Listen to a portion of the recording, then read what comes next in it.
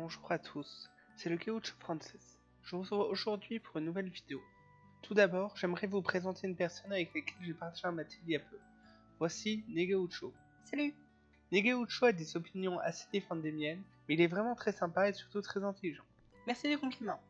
Negaucho, tu m'as dit avoir un problème avec ma précédente vidéo. Oui, Gaucho, tu parles de 3 arguments pour la domination blanche qui marcheraient aussi pour démontrer la domination féminine. Oui, c'est ça. Alors, je suis d'accord que ces 3 arguments ne sont pas en soi des preuves de la domination blanche, mais par exemple, je pourrais te faire remarquer qu'il y a eu de la propagande pendant longtemps, comme quoi les non-blancs étaient de race inférieure, ou encore le fait que les blancs sont surreprésentés dans les médias. Enfin, je pourrais rajouter que le salaire moyen des blancs est supérieur à celui de toutes les autres races. Ces arguments ne sont pas valables pour les rapports hommes-femmes. Pour l'histoire, je pourrais te dire que l'on a dit durant plus de 1000 ans et de façon bien plus présente à tous les Français que les nobles étaient de race supérieure. Quant à la surreprésentation dans les médias, je pourrais te donner l'exemple des Juifs. Certes, mais comme tu le constates toi-même, tu étais obligé de prendre des groupes différents. Je pourrais encore tester plein d'autres arguments qui ne sont pas vrais pour le groupe que tu m'as donné. Le fait que l'ensemble des arguments soient vrais en même temps pour les blancs me paraît être une preuve de la domination blanche. Intéressant, je crois que tu es tombé dans le millefeuille argumentatif. Le quoi? Laisse-moi t'expliquer. Laisse-moi d'abord te parler de Charles Fort. Charles Fort est né aux États-Unis à la fin du 19e siècle. Après de 1910, il décide de consacrer son énergie à maîtriser toutes les sciences et surtout essayer de penser des faits étranges qui échappaient à la science de son époque comme des indices de réalité cachée. Ce qu'il faisait souvent, c'est d'utiliser un grand nombre d'arguments hétéroclites. Son premier et plus célèbre livre, le livre des damnés, se fit remarquer par l'incongruité des thèses qu'il défendait. Mais ce qui est intéressant, c'est que Fort commence son livre par ce qui suit. Des bataillons de maudits, menés par les données blafardes que j'aurais exhumées, se mettront en marche. Les uns livides, les autres de flammes, et quelques-uns pourris. Certains sont des cadavres momies aux squelettes grinçants et trébuchants, animés par tous ceux qui furent damnés vivants. Des géants déambuleront dans leur sommeil, des chiffons et des théorèmes marcheront comme Euclide en côtoyant l'esprit de l'anarchie. L'esprit de l'ensemble sera professionnel, le pouvoir qui a décrété de toutes ces choses qu'elles seraient damnées, c'est la science dogmatique. Néanmoins, elles marcheront. Le défilé aura l'impression de solidité des choses qui passent et ne cessent de passer. Concrètement, pour Fort, au lieu d'utiliser un gros argument, à la manière d'un super guerrier qui suffira seul pour convaincre, il sera un grand nombre d'arguments faibles, à la manière d'une horde de zombies. Comme ces zombies, la plupart ne viendront pas du même domaine, et ils peuvent être individuellement très fragiles, mais c'est l'ensemble qui donne la puissance au tout. C'est ce que l'on appelle le millefeuille argumentatif. Il s'agit de tenter de persuader avec un grand nombre d'arguments qui chacun en soi n'a pas de grande force argumentative. Si je présente les arguments l'un après l'autre, avec des temps d'attente longs entre chaque, on verra tout de suite qu'aucun des arguments n'a de poids. Mais le fait de les enchaîner comme ça de la suite fait qu'en contemplant toutes ces couches en même temps de mauvais arguments, j'ai tout de suite l'impression de oui, mais il y a forcément du vrai dans tout ça, car quand même tout peut pas être faux. Il doit y avoir quelque chose. Je ne vois pas trop le problème avec cette façon de raisonner. Ça me paraît normal de raisonner comme ça. En fait, Gérald Bronner explique dans son livre que ce type de raisonnement est à la base de la pensée complotiste. D'ailleurs, petite remarque, je m'as dit tout à l'heure que les blancs avaient des revenus plus importants que les autres ethnies. Or, j'ai trouvé cet article d'Anthony Cobalt. Il est allé regarder les statistiques aux États-Unis et il a vu que les Asiatiques avaient un revenu moyen supérieur à celui des blancs non hispaniques. Ouais, c'est vrai, mais comme je te l'ai dit, ce qui compte, c'est pas chaque argument, c'est l'ensemble.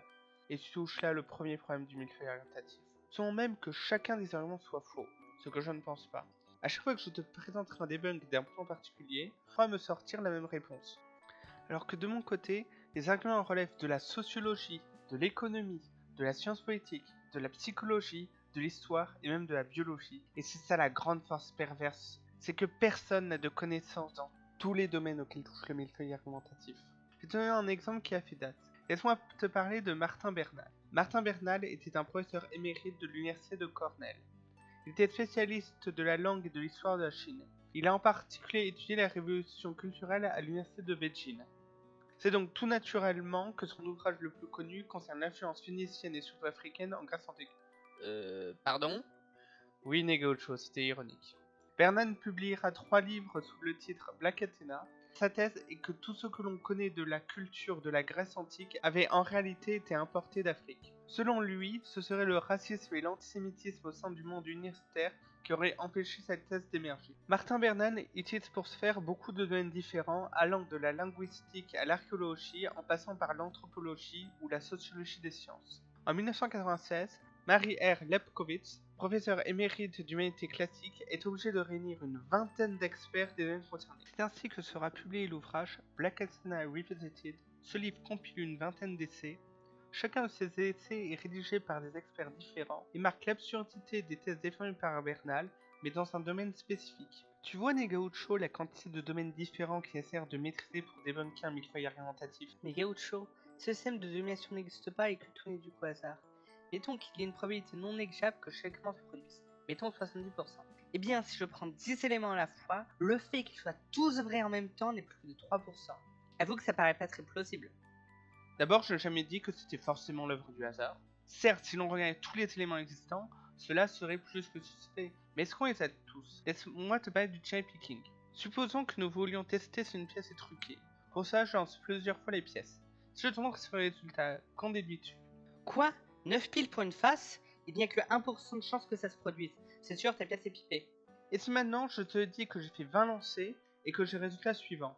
Il y a donc 11 piles pour 9 faces. Quoi? Mais t'es malhonnête, Gaucho! Pourquoi? Je ne t'ai pas donné de fausses informations.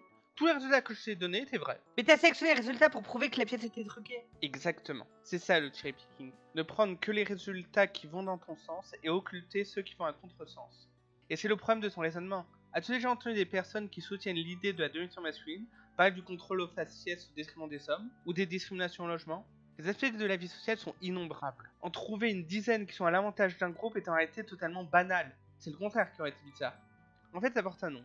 Ça s'appelle la négligence de la taille de l'échantillon. Essaye de s'étonner de l'occurrence de faits qui semblent improbables parce que l'on oublie toutes les situations où ça aurait pu se produire.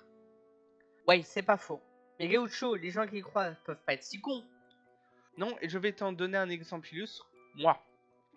D'abord, le millefeuille argumentatif me paraissait une démonstration solide, et je me disais qu'un gros millefeuille argumentatif était une preuve solide de la vérité de quelque chose. Après tout, c'est beaucoup d'éléments. Mais j'ai finalement compris que ça n'était pas la bonne façon de distinguer le vrai du faux. Vois-tu, à l'époque, comme beaucoup d'adolescents, j'ai pensé que la thèse de Soral sur la domination juive ne pouvait pas être complètement fausse. Je n'y ai jamais vraiment cru, mais je me disais qu'il devait y avoir quelque chose. Quoi, Gaucho? Tu pensais vraiment que les gouvernements de la Terre étaient un groupe de juifs qui se cachaient dans une cave? T'as déjà écouté Soral? Ah non, je vais pas écouter un fâcheux pareil. En fait, contrairement à la caricature qu'on en fait, Soral ne défend pas la thèse dont tu parles. Oui. Sur les deux réseaux qui soi-disant contrôlent les médias dans le monde, c'est-à-dire les francs-maçons et les... En France. Aussi les juifs. C'est pas tout à fait une nouveauté. Hein. Il y a le protocole des sages de Sion dans qui le parle dîner de du ça. CRIF. C'est bien. Le dîner du CRIF, c'est beaucoup plus Ça date précis. du début du XXe siècle. Il pense qu'il y a un système de domination juive globale qui envahit notre société. Cette thèse est assez proche de la domination blanche masculine, n'est-ce pas? Ce n'est pas étrange car Soral est sociologue et s'est auto-formé à la fin du XXe siècle, à l'époque où cette thèse était le plus en vogue. Et si on accepte un millefeuille argumentatif comme valide, c'est pas si étrange de penser ensuite qu'il y a un système de domination juive. Statistiques ethniques étant autorisées aux États-Unis, je vais prendre les statistiques de ce pays. Le pourcentage de juifs gagnant plus de 100 000 $ par an est de 44%. Ce pourcentage est au-dessus de celui de toutes les autres communautés religieuses. Les juifs américains ne représentent que 2% des Américains, mais 25% des 400 Américains les plus riches. Comme dit tout à l'heure, les juifs sont surreprésentés dans les médias. Les juifs sont surreprésentés au Congrès américain, alors qu'ils ne représentent que 2% de la population américaine, ils représentent 6% des députés. Tous ces éléments sont utilisés dans des millefeuilles argumentatifs d'autres groupes, par exemple la domination blanche ou la domination masculine. Si on accepte ce genre de pensée, il faut donc se ranger du côté de Soral et dire qu'il y a un système de domination juive. J'aimerais laisser le mot de la fin à Samuel Busseret. Ce que je voulais vous dire se résume donc en une phrase. Dans ma méthode, il n'y a pas de seuil au-delà duquel une trop grande quantité d'indices devient une preuve. Ouais, t'as raison, Gaucho. Ce genre de raisonnement peut nous lancer sur les pentes dangereuses. Je pense toujours qu'il y a un système de domination blanche masculine en France, mais je n'insérais que les arguments qui peuvent me convaincre seuls. Par contre, ce genre de millefeuille argumentatif, on avait fait un tu en veux? C'est vrai que j'ai un petit creux. Pendant qu'on discute, je te propose d'aller regarder cette série humoristique. Le principe, c'est de bâtir des millefeuilles argumentatifs pour soutenir des théories du complot farfelues. Énorme cette série. En fait, Gaucho, il y a un point sur lequel tu n'as pas répondu. Lequel? Tu as dit que tu ne prétendais pas que tous les éléments que je t'ai donnés pour le millefeuille étaient dus au hasard. Dans ce cas-là, tu penses qu'ils sont dus à quoi? Je sais pas moi. Il faut bien que tu aies une explication. Ça, c'est pour le prochain épisode.